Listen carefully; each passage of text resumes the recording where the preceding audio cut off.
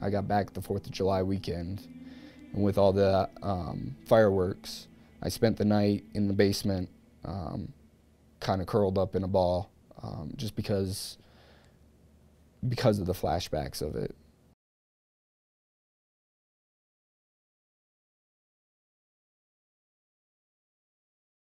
I've been blown up. I was almost shot. You know, so the loud noises do bother me quite a bit. My dad and I joked that when I was born, I came out wearing a Kevlar ring and carrying a bayonet. I've wanted to be a medic in the Army since the day as long as I can remember. Most of our injuries were blast injuries from IEDs, and we saw them maybe 2-3 a month for 10 months about. Twice I was in the blast radius of an IED. The first time the truck behind me struck an IED, and they were fairly close to where I was, and we felt the shock wave through our truck.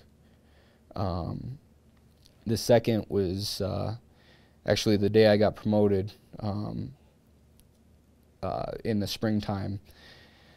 The truck in front of me, I was within about 50 meters of that truck when they struck an IED that was about 100 pounds of homemade explosive.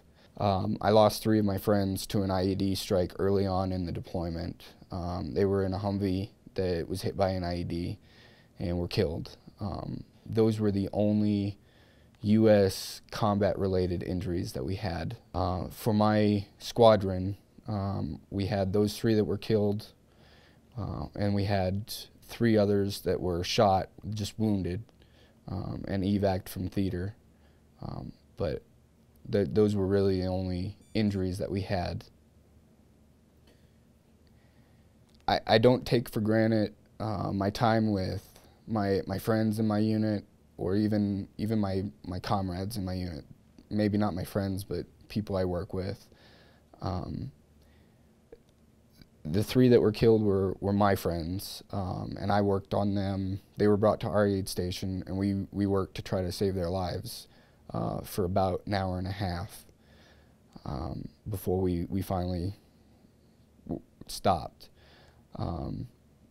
Still to this day, I still have nightmares about it. Nightmares along the lines of, was there anything else I could have done? What if it would have been me? Things like that, that still haunt me to this day. It's a long, hard fight, but we are making progress. I really, truly believe that we are making progress.